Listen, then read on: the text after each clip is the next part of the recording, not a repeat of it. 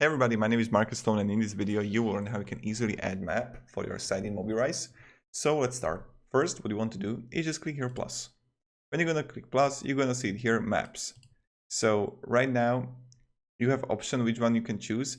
You can also like combine it with a contact map, like contact form and map. That's like the better way, I think.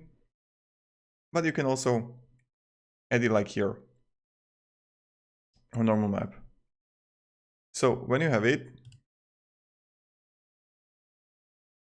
and I will just paste it under right above the footer. So you can just like settings and just write here the address,